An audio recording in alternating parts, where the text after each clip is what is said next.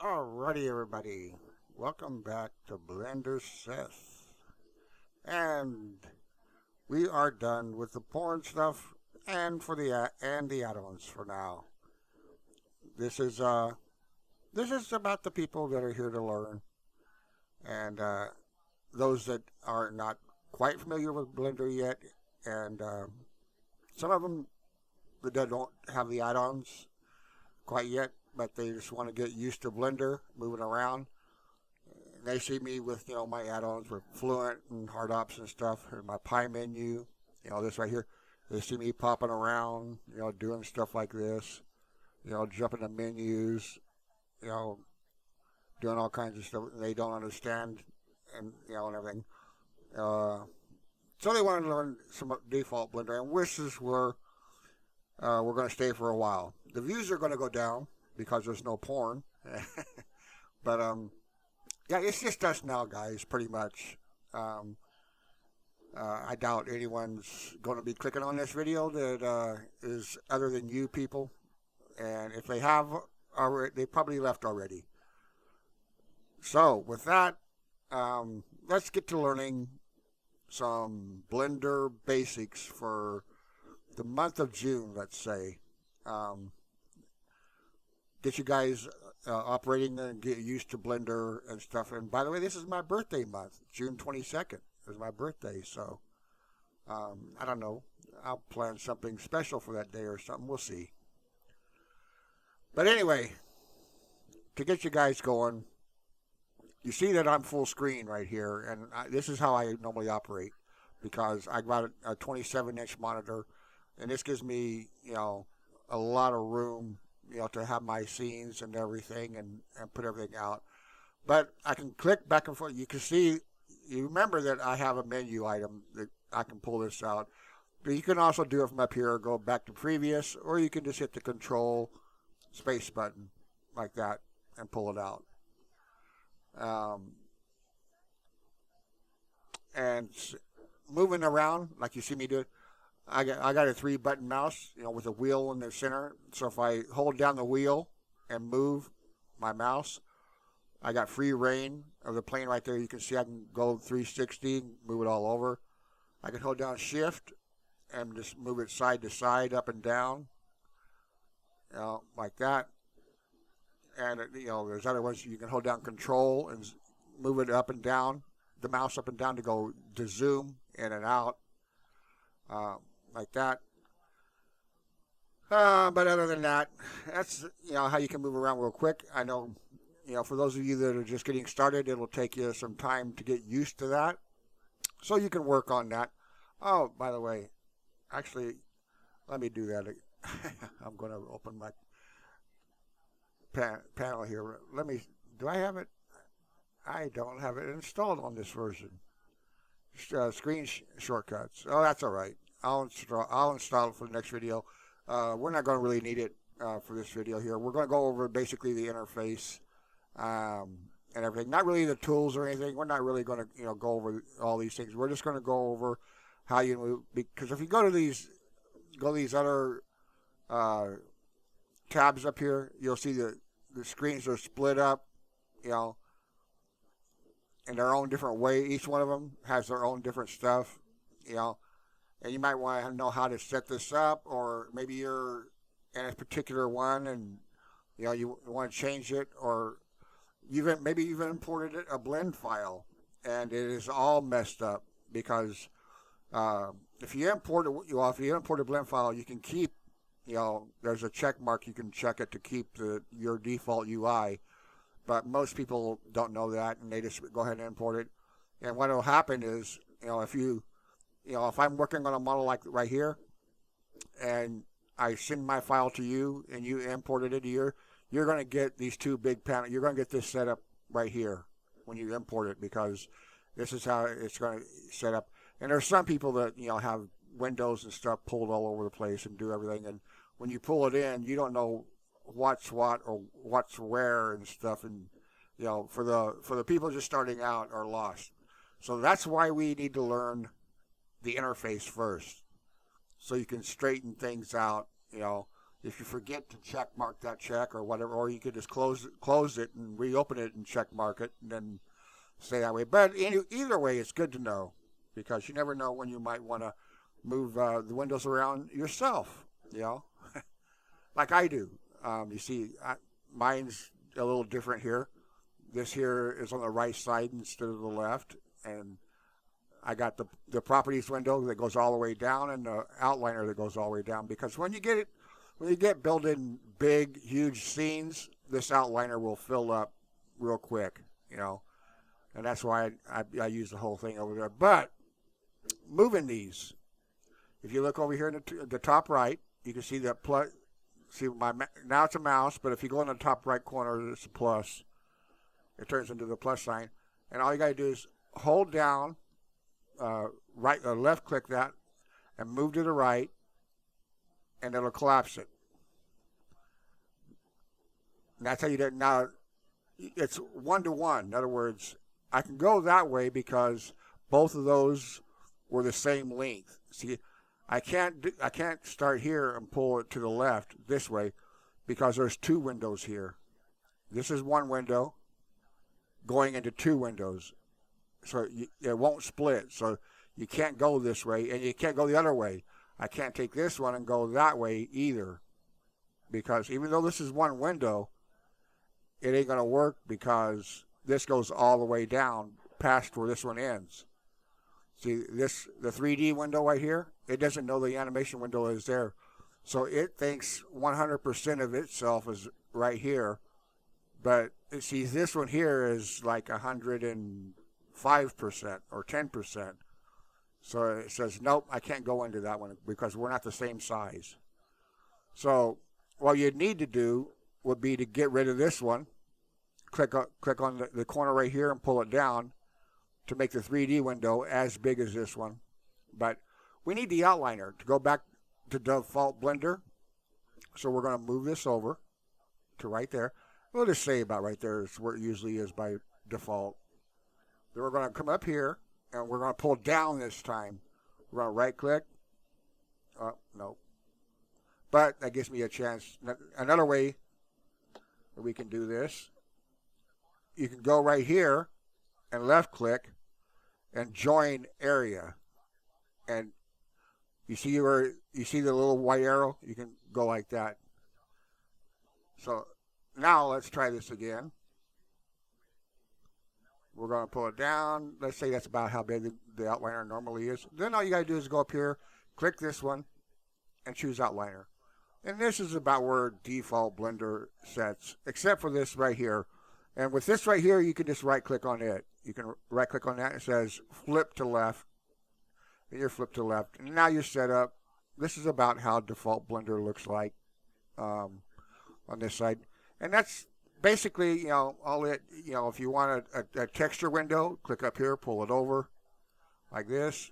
Go up here and then go to texture. You can go to UV editor. You see people do this on YouTube a lot. Shrink it down because you don't need that big and everything like that. Then because they got a texture window right here, but this is how they do it. They stay in the layout and they'll just pull out a window. They'll use it for as long as they need to use it. Then when they're done using it, they'll just close it and go back like that. Then they're back to the home. And then when they need something else, they'll just go up here like this and pull this out and go, And if they need two of them, they'll just come down here and pull this one up like this and do it that way. Then when you're done, you can just close this here like that, go up here like this and close that right there. And like I said, it goes quick for me. It'll take you some time to think about it, but after a couple, 15, 20 minutes or so playing around with them and messing them up and getting them back, it'll be pretty simple, and I'm sure you'll get it. But you can see it's not not really anything hard at all. We'll go down here. We'll do it again. Get rid of the animation window. Go like that. Now we just got two. We got our properties window, outliner, and the 3D window. And you can do it on this side too. If you want to bring it back, you can just pull it up like this. Click on the timeline right there, then just hit timeline, and now you're back. It wasn't that big, so move it down. And now we're back to where we were. So basically, that's the interface, and how you maneuver around in it, how you change what you want by all your menus are right in here on these drop downs. You can change any window. See, like I can go over here and change this to properties, like that, or just go back to 3D view, and that's about it. Is all there is to that right there. Now I'm gonna try to keep this as short as possible, because these are just tutorials and stuff on basically one or two topics. So we're gonna move on. We're gonna put a. By the way, that was that button right there was Shift A. Like I said, I have a menu for that usually, but that was Shift A, and you can tell that I have cavity on by these shiny corners right here. And you can get to that by going up here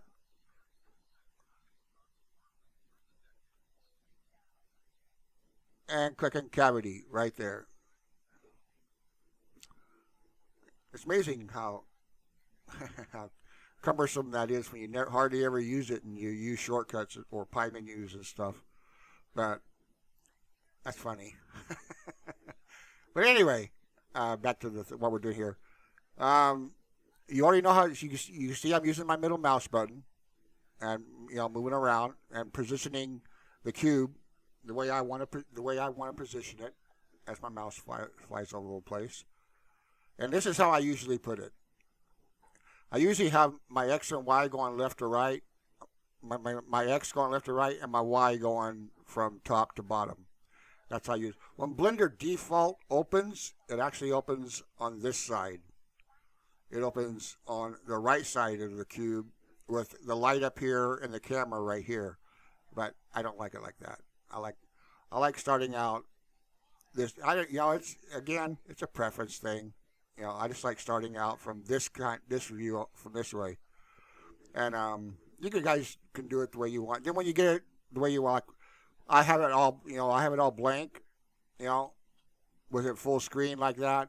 And when you get it the way you want it to open all the time, you can always go up here to File, down to Default, then click Save Startup File. Then that way, every time you open it, it will open just like that. Like if I did that right now, every time I opened it, this is exactly how it would open, with the cube right here and all of this just like it is. So with that, let's get to.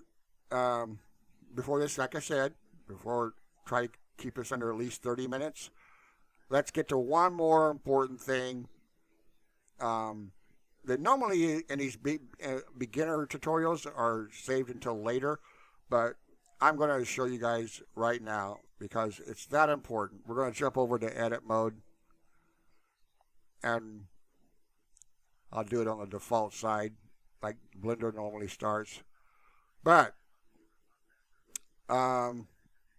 learning, we have everything here, okay?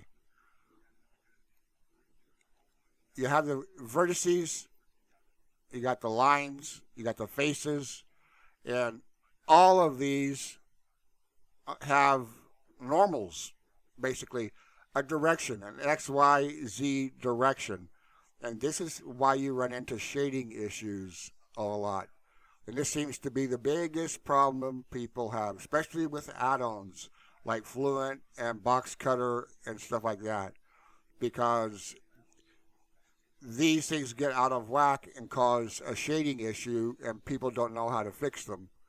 So let's get in here real quick, zoom in a little bit, and we're going to go actually up here, down here, and turn on. We'll start with faces. We're going to turn on faces, and we might need them a little bit bigger. There we are. Hopefully you can see that. Maybe back up. You can see right up here this blue line on the side too. That's right in the center of the face. And that's telling you what direction the face is pointing, which is exactly 90 degrees from the surface. pointing straight up. This one over here is pointing straight out, and same with all these other ones that are going around. If we spin around, see, it's all on all sides. The bottom, it's all over. Every face has these normals on it. And the other way, the opposite way, is blank. And mine, it would be red. If I flip this face, it would show up red right here. Let me know that my normals are flipped. And you got to set that. That's a setting because that's actually default. That's a different color. But we'll cover that. Like I said, when we get into preferences, we'll cover that later on. But for right now, understand that every single one of these has that. All the faces have this, all the edges have it, and all the vertices have it.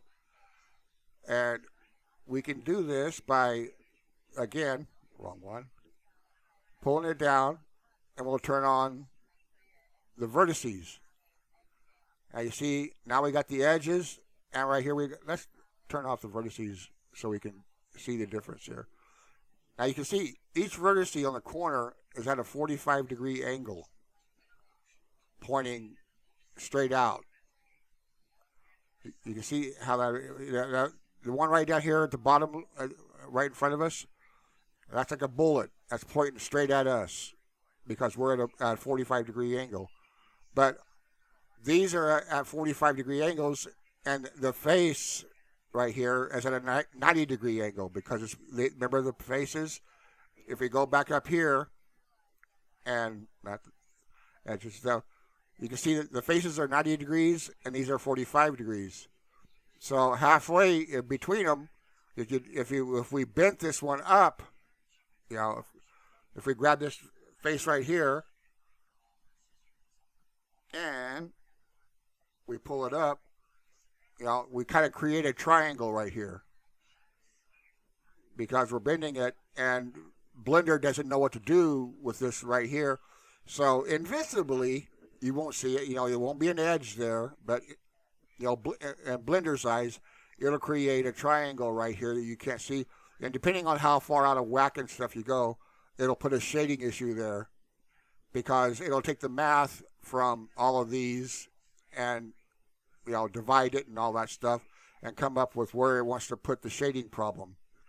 And that's not really a big deal and something what I just did right there, but where that comes into really play for us is when we do bevels. When we bevel the edges and stuff in our HardOps or in our Fluent, because a bevel is going to create more edges, depending on how big you put your bevel and stuff. Then if you go and cut into that bevel, now you messed it up a little bit. And so now you're going to have vertices and edges and stuff pointing in all kinds of directions and stuff, and that's where you get your issues.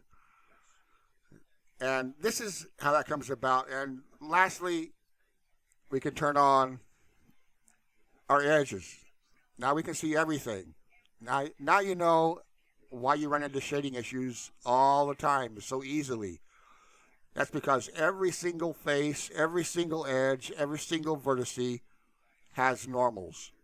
Now, a lot of people didn't think that vertices had normals, but they do. And here we are over here. We got straight up, straight out, all three, through all three ways, X, Y, and Z, right here on all four corners. And these are the edges, that I'm showing you. The pink, right there, light purple, however you want to look at it. Then the blue is the vertices, and then the green are the faces. But when you take all three of these in combination, then then you see how come we have shading issues.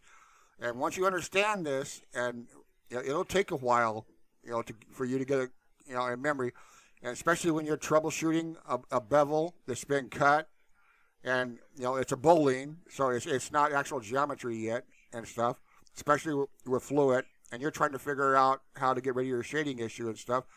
All you gotta do is just look at the edges, look at the vertices, look at the faces, and in your head figure out, okay, I know how I can see, I'm showing you right now how these work.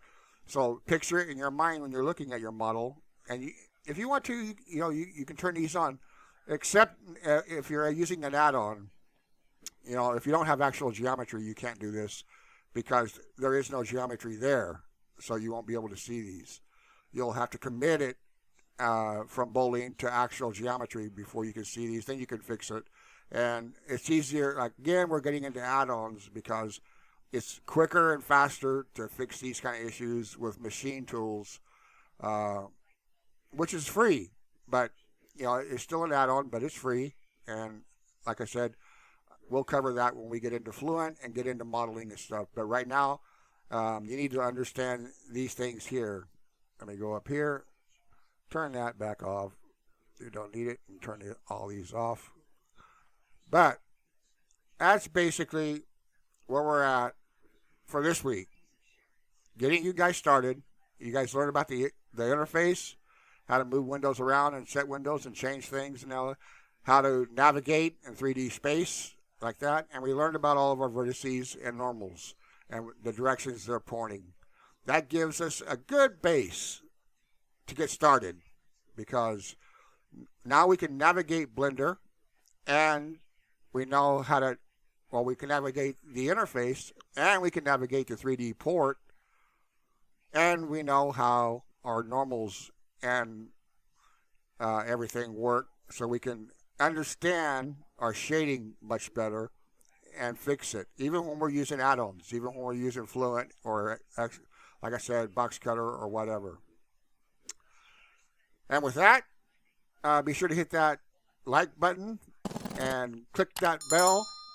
Get on the list, get on the channel, and we're going to have more stuff to come. And probably, like I said, after this month, after we get done with, learning the basics of Blender, how to move around and stuff, we'll move on to Fluent and get into our modeling and stuff for the rest of you people that are here, whether you're doing the porn or whether you're making assets for a game or whether you're making assets to sell online at microsites like 3D Ocean, Turbo Squid, and stuff like that. And I will go into setting up accounts, for that, and Dash 3D, all those places. We'll go into setting up accounts for those and what's involved in that. With the porn, we'll be setting up an account at Renderotica and everything like that. But for that, you will have to be a member of the Patreon if you want to follow those and get into that stuff and everything.